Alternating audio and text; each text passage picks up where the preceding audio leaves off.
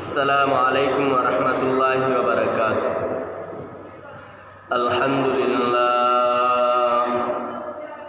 আলহামদুলিল্লাহি ওয়া কাফা ওয়া সালামুন আলা ইবাদিহিল্লাযিনা ইসতাফা। আম্মা বা'দু ফাআউযু বিল্লাহি মিনাশ শাইতানির রাজীম। বিসমিল্লাহির রাহমানির রাহিম। ইয়া নিসাআন নাবিয়্যি লাস্তুন্না কাআহাদিম মিনান নিসা'i ইন ইত্তাকাইতুন্না ফালা তাখদা'না বিল কওলি ফায়াতমা'আল্লাযী ফী কলবিহি মারাদুন ওয়া কুল্লা কাওলাম মা'রুফা। ওয়া কারনা ফী বুয়ুতিকুন্না ওয়া লা তাবাররাজনা তাবাররুজাল জাহিলিয়্যাতিল উলা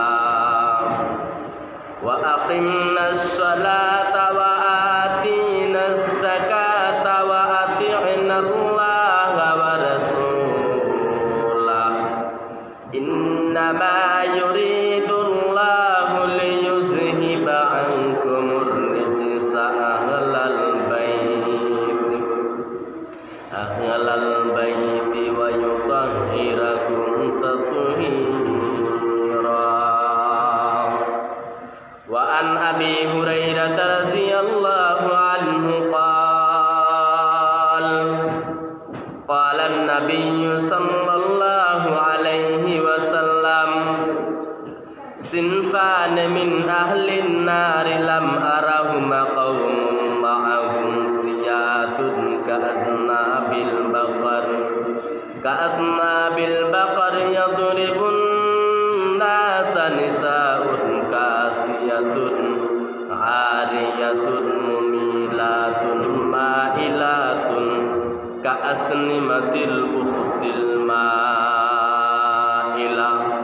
ولا يدخلن الجنة ولا يجدن ريحها وإن ريحها لتوجد من مسيرة كذا كذا أو كما قال سيدنا رسول الله صلى الله عليه وسلم صلى الله على سيدنا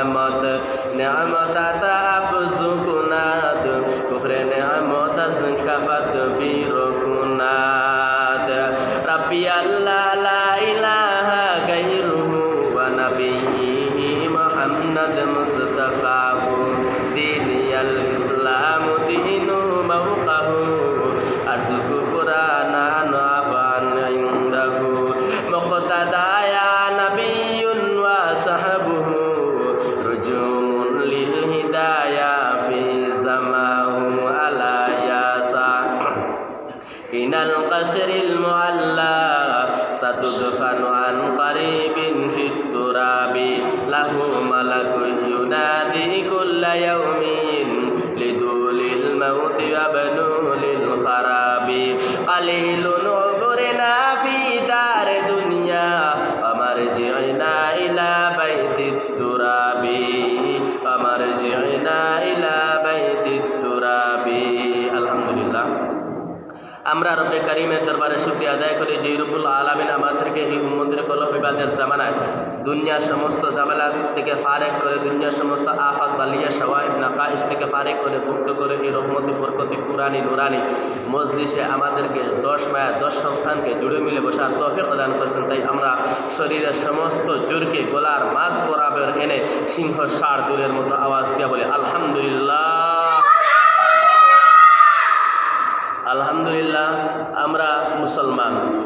আল্লাহ রাব্বুল আলামিন আমাদেরকে দৌলতে ঈমান এ পর্যন্ত বহাল রেখে এ পর্যন্ত আমাদেরকে 13 রোজা পর্যন্ত পৌঁছার তৌফিক দান করেছেন। সেই রব্বে কায়নাতের দরবারে আমি সর্বপ্রথম সিজদা অবনত হচ্ছি যে রাব্বুল আলামিন আমাদেরকে এই উম্মতের একটি কলহ বিবাদের জামানায়, উম্মতের যুদ্ধের সময়, মলহামার সময় এই উম্মতের এমন একটি অবস্থা বর্তমান সমাজে আল্লাহ রাসূল সাল্লাল্লাহু আলাইহি ওয়াসাল্লাম বলেছেন আসন্ন কিয়ামত পূর্ব মুহূর্তে আমার উম্মতের এমন একটি অবস্থা হয়ে যাবে, আমার উম্মতেরা ইসবিহুর রাজুলু মুমিনান ওয়া ইউমসি কাফিরান ওয়া ইউমসি মুমিনান ওয়া ইসবিহু কাফিরা। আল্লাহ রাসূল সাল্লাল্লাহু আলাইহি ওয়াসাল্লাম বলেছেন, ইমাম গাযালি ইয়াহইয়া উলুমুদ্দিনের মধ্যে উল্লেখ করেছেন, বান্দা সকালবেলা ঘর থেকে বের হবে ঈমান নিয়ে, আবার বিকালবেলা বান্দা বেঈমান হয়ে ঘরের মধ্যে নিড়ের মধ্যে ফিরবে। আল্লাহ রাসূল হাদিসের শেষাংশে বলেন আবারও এমন কত বান্দা থাকবে যেই বান্দা সন্ধ্যাবেলায় রাত্রে ঘুমাইতে যাবে ঈমান নিয়ে, পরিপূর্ণ ঈমান ওয়ালা অবস্থায় ঘুমাতে যাবে, আর সকালবেলা ঘুম থেকে উঠবে বেঈমান অবস্থায়। আপনি এবার বলতে পারেন যে হুজুর সকালবেলায় মানুষ ঘর থেকে বের হবে ঈমান নিয়ে, বাহিরে যাওয়ার পরে সারা দিনের কার্য গুজব করার পরে বাড়িতে ফিরবে বেঈমান অবস্থায়। হতে পারে সে এমন কোনো কাজ করেছে বেঈমান হয়ে যাওয়ার মতো, হতে পারে সে ইহুদি খ্রিস্টানদের টাকা খেয়েছে রাত্রেবেলায়, দিনের বেলায়, যার কারণে সে বেঈমান হয়ে গেছে। কিন্তু বান্দা যখন ঘুমাতে যাবে বিছানার মধ্যে, তখন সে সকালবেলায় কাফের হয়ে বেঈমান হয়ে কিভাবে সকালবেলায় ঘুম থেকে উঠবে? একথা বর্তমানে বোঝা এত কঠিন নয়, অতীতে বোঝা কঠিন ছিল। বর্তমানে এই কথার উদাহরণ অনেক কিছু মিলে সিম্পল আমি একটি উদাহরণ আপনাদের সম্মুখে টানছি। যেমন আমাদের সবার কাছে এখন টাচ মোবাইল মুঠোফোন আছে, আমাদের কাছে স্মার্টফোন আছে। যেই কথা লিখা হারাম, যেই কথা মুখ দিয়ে বলা হারাম, সেই কথা লিখাও হারাম। যাকে আপনি দেখা সরাসরি হারাম, তার ছায়া ফটো দেখাও হারাম। দেখেন আপনি যদি মোবাইলে ইহুদি খ্রিস্টানদের একটি পণ্য আসলো, ইহুদি খ্রিস্টানদের একটি তথ্য আসলো, বিনা যাচাইয়ে বিনা জাস্টিফাইয়ে যদি সেটি আপনি যদি শেয়ার করে দেন, তাহলে কাফা বিল মারই কাযিবান আইয়ু হাদিসা বিকুল্লি মা সামিআ, এই হাদিসের মিসদাক হয়ে যাবেন। আপনি যদি ইহুদি খ্রিস্টানদের এমন একটি পোস্ট আপনার সামনে আসলো, যেটা যদি মুখে উচ্চারণ করেন তাহলে আপনি কাফির হয়ে যাবেন। এটা যদি অন্তর দ্বারা যদি সমর্থন করেন কাফির হয়ে যাবেন, খারিজ আনিল ঈমান হয়ে যাবেন। ঠিক তেমনিভাবে ইহুদি খ্রিস্টানদের একটি পোস্ট আপনার সামনে আসার পরে ভুল ক্রমেও যদি আপনি যদি একটা লাইক দেওয়ার মাধ্যমে, তার যদি একটি কমেন্ট বাড়ে, লাইকের কারণে একটা লাইক যদি বাড়ে, কমেন্টের কারণে যদি একটি কমেন্ট বাড়ে, আপনি তার ভিডিও দেখার কারণে তার যদি এনগেজমেন্ট বাড়ে, তার যদি ভিউ যদি বাড়ে, তাহলে তাকে পর্যায়ক্রমে আপনি তাকে সহযোগিতা করছেন এই নেটের যুগে। যার কারণে এরকম সহযোগিতা করার কারণে আপনি বেঈমানকে সহযোগিতা করার কারণে ওয়ালা তাআওয়ানু বিল ইসমি ওয়াল উদওয়ান, এই আয়াতের মিসদাক অনুযায়ী আপনিও কাফির হয়ে যাবেন, আপনিও খারিজ আনিল ঈমান হয়ে যাবেন। আল্লাহ রাসূল সাল্লাল্লাহু আলাইহি ওয়াসাল্লাম বলেছেন আসন্ন কিয়ামত পূর্ব মুহূর্তে মুসলমানের অবস্থা এমন হবে, মুসলিমে কিছু মুসলমান যদিও থাকবে এবং যদি মুসলিমে কিছু কাফের থাকলেও হাজার হাজার ইহুদি খ্রিস্টানরা থাকার পরেও, এবং এমন কি অন্য হাদিসে এসেছে আল্লাহ রাসূল বলেছেন তাম পৃথিবী যদি মুসলমানের যদি ভরপুর হয়ে যায়, আর মুসলিমে যদি কাফির থাকে তাহলে হাজার হাজার মুসলমান থাকার পরে মুসলিমে কাফিরদের হাতে মুসলমানরা নির্যাতিত হবে, লাঞ্ছিত হবে, অপমানিত হবে, পদদলিত হবে। আবু দাউদের হাদিসের মধ্যে এসেছে আল্লাহ রাসূল সাল্লাল্লাহু আলাইহি ওয়াসাল্লাম বলেছেন, আসন্ন কিয়ামত মুহূর্তে এত সংখ্যক মুসলমান হবে, খুব প্রচুর পরিমাণ মুসলমান হবে। এত মুসলমান হওয়ার পরেও এই মুসলমানরা কাফেরদের হাতে নির্যাতিত হবে, নিষ্পেষিত হবে, নির্যাতনের জাতাকলে পিষ্ট হতে থাকবে। আল্লাহ রাসূল সাল্লাল্লাহু আলাইহি ওয়াসাল্লামের কথা শুনে সাহাবায়ে কেরাম বললেন, ইয়া রাসূলুল্লাহ, যেই সময়ের কথা আপনি বলছেন সেই সময় কি পৃথিবীতে মুসলমান কি বেশি থাকবে? রাসূল সাল্লাল্লাহু আলাইহি ওয়াসাল্লাম বলেন, বাল আনতুম কাসীরুম, তোমরা সেই সময় বেশি থাকবা। এই কথা শুনে সাহাবায়ে কেরাম বলেন, ইয়া রাসূলুল্লাহ, আমরা তো বদরের প্রান্তরে আমরা বিজয় অর্জন করলাম, উহুদের ময়দানে আমরা বিজয় অর্জন করলাম, ফতেহ মক্কা বিজয় আমাদের হাতেই তো হলো, খায়বারে আমরা বিজয় করলাম, হুনাইনে আমরা বিজয় হলাম, সমস্ত যুদ্ধ সারিয়া গাজওয়াতে আমরা বিজয় বরণ করলাম। স্বল্প সংখ্যক মুসলমান হওয়ার পরেও হাজার হাজার কাফির বেঈমানদের সামনে আমরা পৃষ্ঠ প্রদর্শন করিনি, বরঞ্চ কাফির কুফফারেরা পৃষ্ঠ প্রদর্শন করেছে। আমরা স্বল্প থাকার কারণে কাফির বেঈমানেরা আমাদের সঙ্গে পারে নাই। কিন্তু আসন্ন কিয়ামত মুহূর্তে মুসলমান বেশি হওয়ার পরেও কেন মুসলমানেরা লাঞ্ছিত হবে আর কাফির কুফফারদের হাতে মার খাবে? এই প্রশ্নের জবাবে মুসলমানেরা কান খাড়া করে শুনে রাখুন। শুধু ওয়াজ কান শোধরার জন্য নয় যে ওয়াজ এক কানে প্রবেশ করলো আর অপর কান দিয়ে বের হয়ে গেল। শুনে রাখেন, অবস্থা যেরকম বলছি সেরকম হবে। আমি আবার নিজের কথা বলছি না, হাদিস থেকে বলছি, বাপ দাদার কিচ্ছা কাহিনী বলছি না, নিজের প্যাকেট থেকে বলছি না, হাদিস থেকে বলছি, কোরআন থেকে বলছি, তাফসীর থেকে বলছি, কিতাব ঘাটাঘাটি করে আমি বলছি। আল্লাহ রাসূল সাল্লাল্লাহু আলাইহি ওয়াসাল্লামের কথা শুনে সাহাবায়ে কেরাম যখন প্রশ্ন করলেন, ইয়া রাসূলুল্লাহ, বেশি মুসলমান হওয়ার পরেও কেন মুসলমান বেশি মার খাবে? তখন আল্লাহ রাসূল বলেছিলেন, ও সাহাবায়ে কেরাম শুনো, মুসলমানরা দুই কারণে মার খাবে।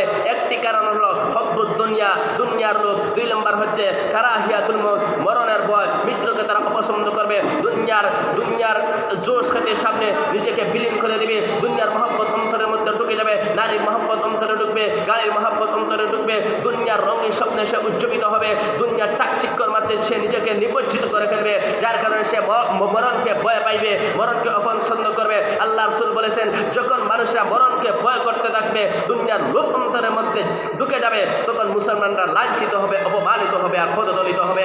মুসলমান এখন বলতে যাই, মা মাজা আফনা, যা চলে গিয়েছে সব শেষ হয়ে গেছে, এখন থেকে আপনারা এক হন, এখন থেকে আপনারা নেক হন। দুনিয়ার সব মুসলমান যদি এক হতে থাকেন, দুনিয়ার সব মুসলমান যদি নেক হতে পারে, 10 মায়ের 10 সন্তান হাতের উপরে যদি হাত রাখতে পারে, আর দুনিয়ার সমস্ত ইহুদি খ্রিস্টান লাল কুত্তার বাচ্চাদেরকে যদি বলতে পারে আমরা সবাই মুসলমান, আমাদের পীর নিয়ে সমস্যা হতে পারে, মাসলা নিয়ে সমস্যা হতে পারে, গরুরা মুসলমানের কোনো বিষয় নিয়ে ইখতিলাফ হতে পারে, মতানৈক্য হতে পারে, কিন্তু আল্লাহর বেলায়, নবীজির বেলায়, কোরআনের বেলায়, হাদিসের বেলায় আমরা সার্বিক ক্ষেত্রে আমরা বৃহৎ স্বার্থে সব মুসলমান আমরা এক, সমস্ত আহলে কিবলা এক, যারা এক আল্লাহকে আল্লাহ বলিয়া স্বীকার করে আমরা সবাই এক হয়ে গিয়েছি। আল কুফরু মিল্লাতুন ওয়াহিদাতুন, সমস্ত বাতিল ফিরকা যেরকম বাতিল হিসাবে সব এক। সব মুসলমান যদি আল্লাহকে মানে, রসুলকে মানে, এই কথার উপরে, এই তিন থিওরির উপরে যদি এক হয়ে যায়, তাহলে এই বিশ্বের জমিন থেকে ইহুদি খ্রিস্টান লাল কুত্তারা চলে যাইতে বাধ্য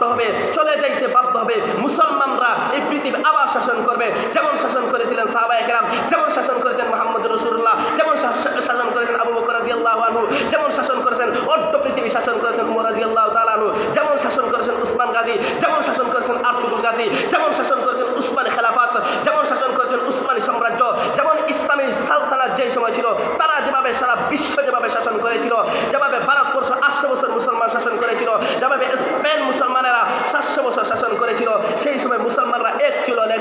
এখনো যদি সব মুসলমান যদি এক হয়ে যায়, নেক হয়ে যায়, সমস্ত ইহুদি খ্রিস্টানদের বিরুদ্ধে সম্মিলিতভাবে সমস্ত মুসলমানদের রাষ্ট্রপ্রধানগুলো যদি সম্মিলিতভাবে অস্ত্র ধারণ করে সবাইকে যদি বলে আমরা কোরআনের বেলা এক, মুসলমানদের গরুয়া ব্যাপারে আমরা যদিও মতানৈক্য আছে কিন্তু বৃহৎ স্বার্থে এক কথা যদি সমস্ত মুসলমান আর সমস্ত মুসলিম কান্ট্রির রাষ্ট্রপ্রধান যদি বলতে পারে, আমি তো বিশ্বাস করি, আমি তো হলফ করে বলতে পারি, ভারতবর্ষ থেকে উলামায়ে দেওবন্দ যেভাবে ভারতবর্ষ থেকে ভাদ্র মাসের কুত্তার মতো ইংরেজদেরকে পিটায় বিদায় করছেন, এই পৃথিবীর বুক থেকে ইহুদি খ্রিস্টান লাল কুত্তাদেরকে ভাদ্র মাসের কুত্তার মতো পিটায় বিদায় করা হবে, ঠিক কিনা? এজন্য মনে রাখবেন, এখন আর ইখতিলাফের সময় নাই, এখন আর গরুয়া বিষয় নিয়ে এই মতানৈক্যের সময় নাই, এখন সবাইকে এক হতে হবে, সবাইকে নেক হতে হবে। আপনারা শুনতেছেন, আপনারা অন্যমনস্কা শুনেন, আমার দিকে মোতাওয়াজ্জা। আমি কথাগুলো বলছি, দুঃখের কথা বলছি। আমি আয়াত করছিলাম, আমি বলছিলাম হেজাব নিয়ে কিছু কথা বলবো, আমি একটু পরে আসছি। আমাদের মুসলমানের অবস্থা কি বলেন? আম খাস আলিম জালিম যা আছে দেখেন, সবার অবস্থা এক হয়ে গেছে। আজকে মুসলমানেরা সব জায়গায় মার খাচ্ছে, অপমানিত হচ্ছে, পদদলিত হচ্ছে। কেন? এটা হচ্ছে মুসলমানদের প্রাপ্ত, মুসলমানদের কৃতিকর্মের কারণে।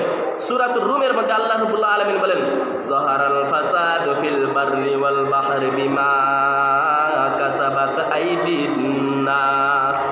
জলে স্থলে হাটে ঘাটে দিনে রাত্রে সকালে বিকালে যত জায়গায় যত অনৈতিকতা হয়, যত রাহাজানি হয়, যত অশান্তি হয়, যত বিব্রতকর পরিস্থিতি হয়, যা কিছু হয়, যত ফিতনা আছে, সব হচ্ছে মুসলমান বিমা কাসাবাত আইদিন নাস, মুসলমানদের হাতের কামাই। দেখেন আজকে একটা রাস্তার দিকে যদি মুসলমানের একজন মহিলা যদি হাইটা যায়, আর ইহুদি খ্রিস্টানের হিন্দুর একটা মেয়ে যদি মহিলা যদি হাইটা যায়, মুসলমানের মহিলার মধ্যে নাই কোনো হেজাব, মুসলমানদের মহিলার মাথার মধ্যে নাই কোনো কাপড়, হিন্দুর মহিলার মধ্যেও নাই কোনো কাপড়। এটা হিন্দু না মুসলমান কোনো পার্থক্য করা যায় না। এই জন্য পর্দার বিধানকে আল্লাহ ফরজ করে দিয়েছেন। আল্লাহ বলেন, ওয়াকারনা ফি বুয়ুতিকুন্না ওয়ালা তাবাররাজনা তাবাররুজাল জাহিলিয়াতিল উলা।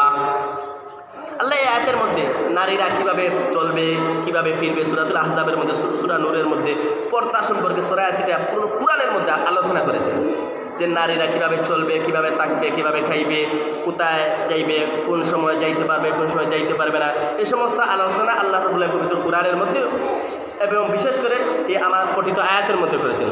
ওয়াকারনা ফি বুয়ুতিকুন্না ওয়ালা তাবাররাজনা তাবাররুজাল জাহিলিয়াতিল উলা।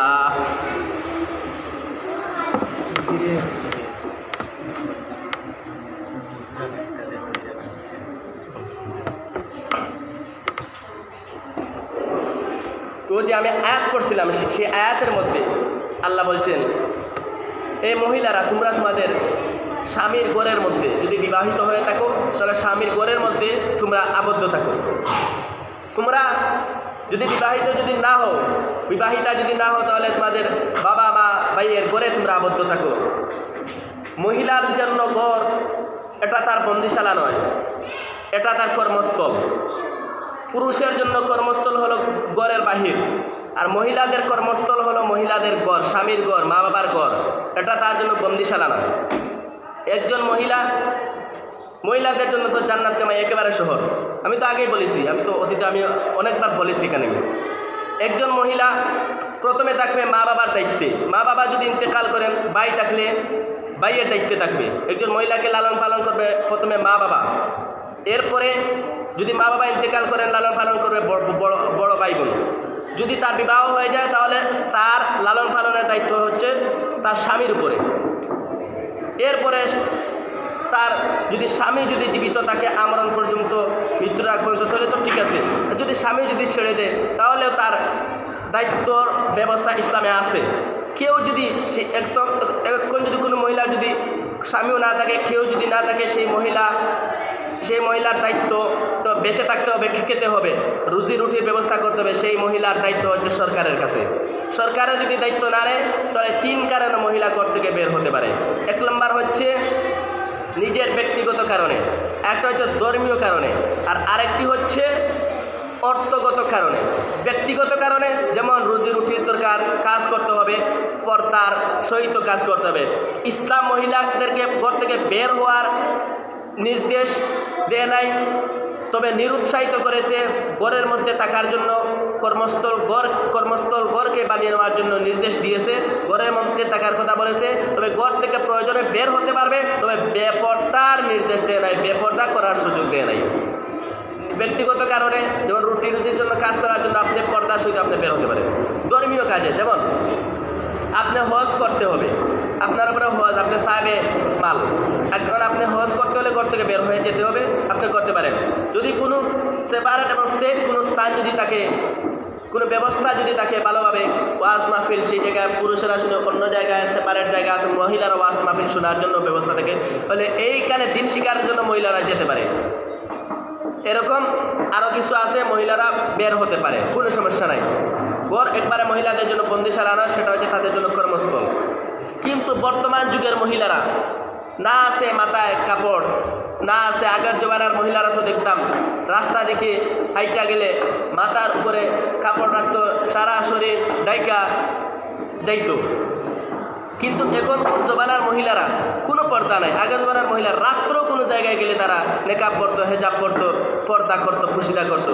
হুজুরকে দেখলে তারা বুকের কাপড় টানতো, পিঠের কাপড় টাইন মাথায় দিত, বুকে দিত, একবারে তারা এরকম চলতো। কিন্তু বর্তমান যুগের মহিলারা হুজুররা দেশটা ফতুয়া দিয়া খাইয়া লাইছে।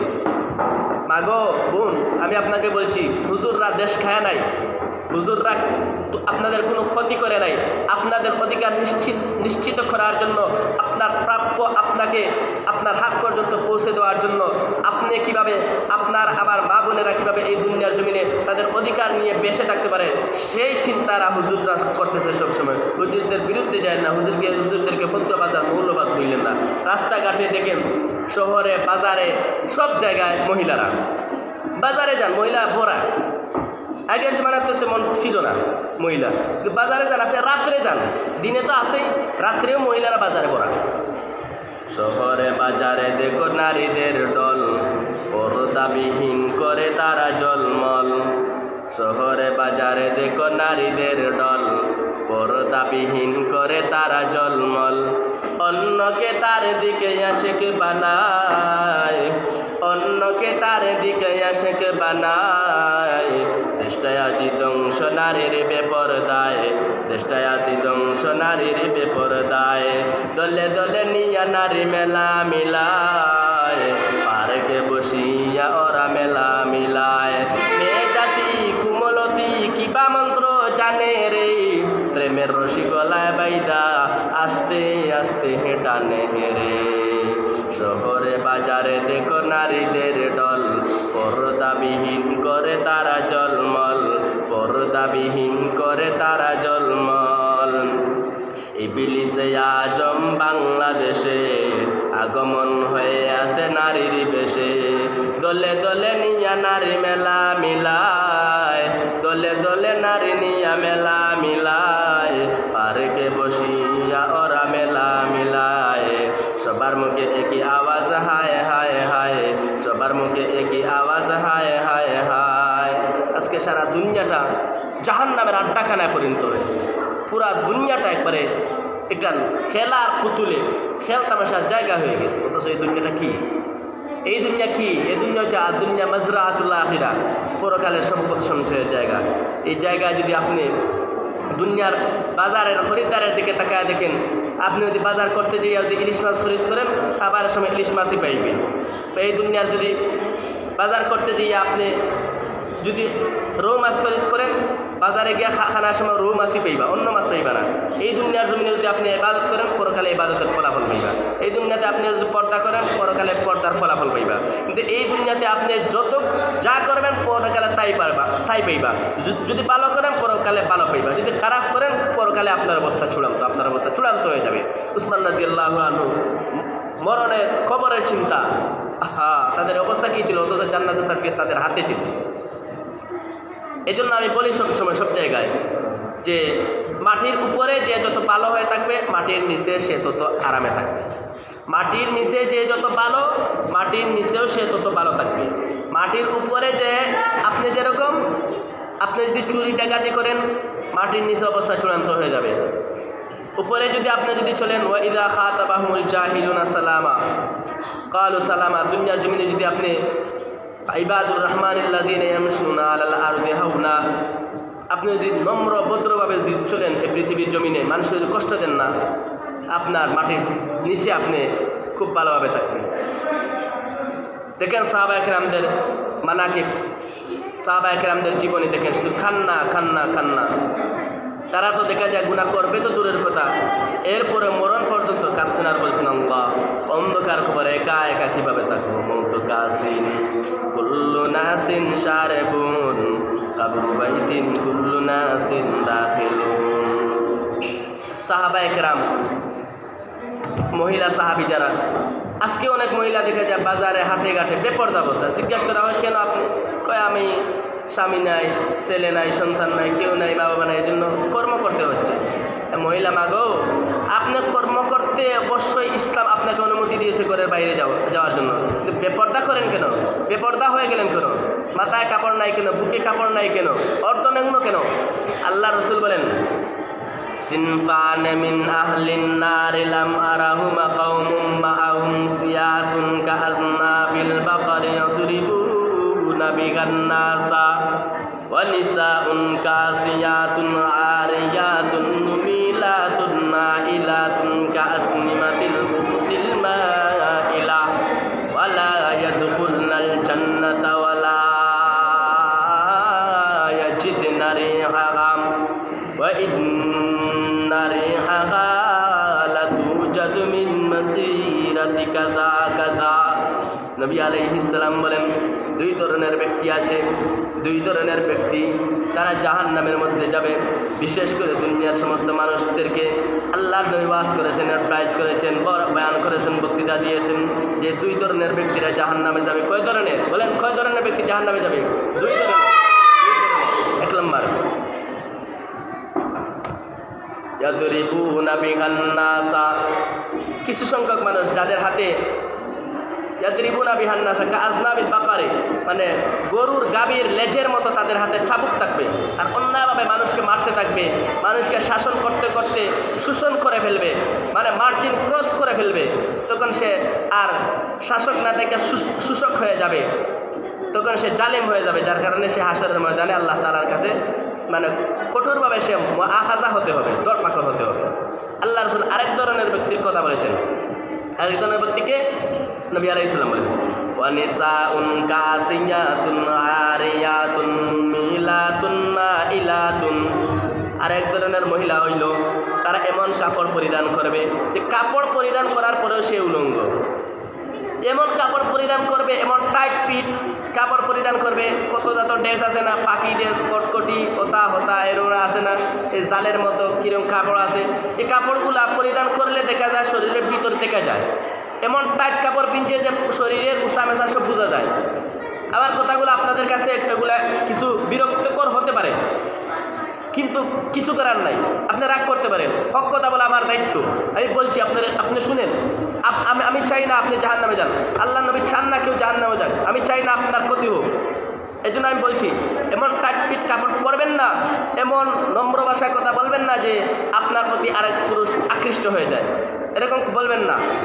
নবীর স্ত্রীদেরকে আল্লাহ ডাক দেয়া বলছেন, ও নবীর স্ত্রীগণ, রেড সিগন্যাল দিয়া দিলাম, লাস্তুন্না কা আহাদিম মিনান নিসাইন তাকাইতুন্না ফালা তাখদানা বিল কওলি ফায়াতমা আল্লাযী ফি কলবিহি মারাজু ওয়া কুলনা কাওলাম মারুফা। কথা বলিতে নরম সুরে একবারে স্তরি দিয়া সাহার করে কথা বলবেন না, কিছু কর্কশ ভাষায় কথা বলবেন, যাতে আরেকজন আপনার প্রতি মাইল না হয়। আপনি এমন পোশাক পরিধান করবেন না যে শরীরের সব কিছু বোঝা যায়, উসানেসা সব বোঝা যায়, যার কারণে আরেকজন পুরুষ আপনার প্রতি মাইল হয়ে যায়, আপনিও সেই পুরুষের প্রতি মাইল হয়ে যান। আল্লাহ রসুল বলেন, এমন দুই ধরনের ব্যক্তি যারা ছড়ি নিয়ে মানুষকে অন্যভাবে মারতে থাকবে, পিটাইতে থাকবে, আর যে সমস্ত মহিলারা বেপর্দা হয়ে থাকবে, আল্লাহ রসুল বলেন এই সমস্ত মহিলারা কেমন? লা ইয়াদখুলনাল জান্নাহ, তারা জান্নাতের মধ্যে প্রবেশ করবে না। ওয়ালা ইয়াজিদনা রিহাহা, জান্নাতে তো প্রবেশ করবে দূরের কথা, জান্নাতের ঘ্রাণও পাবে না। নবী আলাইহিস সালাম বলেন, ওয়া ইন্না মাসিরাতুহু ওয়া ইন্না রিহাহু লাতুজাদু মিন মাসিরাতি কাযা কাযা। অথচ জান্নাতের ঘ্রাণ 500 মাইল দূর থেকে, কেউ বলেছেন 70,000 মাইল দূর থেকে পাওয়া যায়, অমুক অমুক এত এত পরিমাণ দূর থেকে জান্নাতের ঘ্রাণ পাওয়া যায়। নবী আলাইহিস সালাম বলেন, যেই মহিলা বেপর্দা করবে, যেই মহিলা বেপর্দা করে থাকবে, অন্য পুরুষকে নিজের কণ্ঠ মলিন ভাষায়, নম্র ভাষায় শোনাবে। আল্লাহ নবী আলাইহিস সালাম বলেন, যেই পুরুষ অপর পুরুষকে বেশি বেশি করে শাসন করলো, শাসন করতে করতে এক পর্যায়ে সে শোষণ করতে আরম্ভ করলো, মানুষকে এমনভাবে মারতে আরম্ভ করলো, তখন সে হদ তাজাউজি করে ফেললো, মার্জিন ক্রস করে ফেললো। আল্লাহ নবী বলেন, এমন ব্যক্তি আর এমন মহিলা কখনো জান্নাতের মধ্যে প্রবেশ করতে পারবে না। এর জন্য দেখেন, যারা শুনছেন শুনেন, কোনো মানুষকে আপনি শাসন করেন সমস্যা নাই, কিন্তু শোষণ করতে যাবেন না। কোনো মানুষকে আপনি করতে পারেন, কিন্তু তাকে অ্যাটাক করতে পারবেন না। তাকে মাসলাহাতের জন্য, সংশোধনের জন্য আপনি করতে পারেন। আপনি রাস্তাঘাটে বের হবেন, সমস্যা নাই, পর্দা লঙ্ঘন করবেন না, পর্দার সহিত আপনি বের হবেন। আল্লাহ রাব্বুল আলামিন আপনাদেরকে, মহিলাদেরকে জান্নাত পাওয়া অর্জন করা একবারে সহজ করে দিয়েছেন। দেখেন ও পর্দার অন্তরালের মা বোনেরা, আপনাদের মতো মা তো ছিলেন মা আসিয়া, আপনাদের মতো মা তো ছিলেন ফাতিমাতুজ জাহরা, আপনাদের মতো মা তো ছিলেন হযরতে আয়েশা, আপনাদের মতো মা তো ছিলেন হযরতে খাদিজাতুল কুবরা রাদিয়াল্লাহু আনহা, আপনাদের মতো মা তো ছিলেন উম্মে সালমা রাদিয়াল্লাহু আনহা, আপনাদের মধ্যে মা তো ছিলেন হযরতে রাবিয়া বসরি রাহিমাহুল্লাহ, আপনাদের মতো মা ছিলেন খাজা মঈনুদ্দিন চিশতির মা, আপনাদের মতো মা ছিলেন আব্দুল কাদের জিলানীর মা, আপনাদের মতো মা ছিলেন তো শাহজালালের মা, শাহপুরানের মা, শাহ মাখদুমের মা, কানজাহর আলীর মা, আপনাদের মতো মা ছিলেন শায়েখে বর্নবীর মা, শায়েখে বাগার মা, শায়েখে কাতিয়ার মা। কিন্তু মাগমা এই সমস্ত মহিলারা এমনিতেই কি শাহজালাল জন্ম দিয়েছে? মাগমা এই সমস্ত মা কি এমনিতেই খাজা মঈনুদ্দিন চিশতি আজমিরি সানজিরি জন্ম দিয়েছে? মাগমা তারা কি এমনিতেই তারা কি এই শায়েখে বরুনি, শায়েখে কাতিয়া জন্ম দিয়েছে? মাগমা তুমি তো সারা রাত্রে মোবাইল টিপাও, তুমি তো সারা রাত্রে তুমি কোন আসরে থাকো কেউ জানে না। কিন্তু এই সমস্ত মহিলা রাত্রে যাওয়ার পরে এ সামান্য ঘুমাইছে, সুম্মা নামা সুম্মা কামা, সুম্মা নামা সুম্মা কামা, কুমিল্লাইলা ইল্লা কালিলান নিসাউ আয়ুনকুস মিনহুম কালিলা। রাত্রে তাহাজ্জুদ করছে, কিছু সময় ঘুমাইছে, কিছু সময় রাত্রে নামাজে দাঁড়ায় গেছে, রাত্রে কিয়ামুল লাইল করছে, আর আল্লাহ তাআলার দরবারে শেষ রুনাজারিতে বলছে রাব্বি হাবলি মিনাস সালিহিন, রাব্বি হাবলি মিনাস সালিহিন। তারা তো আল্লাহর কাছে দোয়া করছে, আল্লাহ নেককার সন্তান দান করো। সেই সমস্ত মহিলারা তাহাজ্জুদ নামাজ পড়ে, পাঁচ ওয়াক্ত নামাজের পরে দোয়া করছেন, আল্লাহ রাব্বি হাবলি মিনাস সালিহিন, নেককার সন্তান দান করো, নেককার ছেলে দান করো, নেককার মেয়ে দান করো। যার কারণে সেই সমস্ত মহিলাদের ঘরে আল্লাহ রাব্বুল আলামিন শাহজালাল, শাহপরাম তৈরি করে দিয়েছেন। সেই সমস্ত মহিলাদের ঘরে আল্লাহ রাব্বুল আলামিন আপনাদের জুড়ি এলাকার কৃতি সন্তান আল্লামা আব্দুস সালাম মুহাদ্দিসের জুড়িকে সৃষ্টি করেছে সেই সমস্ত মহিলাদের গর্ব থেকে। কিন্তু মা আপনি সারা রাত্রে কোন আসরে থাকেন কেউ জানে না, কেউ কোনো পাত্তাই পায় না, সারা রাত্রে মোবাইল নিয়া, সারা দিন মোবাইল নিয়া। সেই আপনার ঘর থেকে কি ইমাম মাহদির সৈন্য জন্ম হবে? আপনার ঘর থেকে কি শাহজালালের সন্তান শাহজালাল তৈরি হবে? আপনার ঘর থেকে কি আওলাদে ইন্দেশ্বরী হবে? আপনার ঘর থেকে কি আব্দুল কাদের জিলানী হবে? মঈনুদ্দিন চিশতি আজমিরি সানজিরি তৈরি হবে?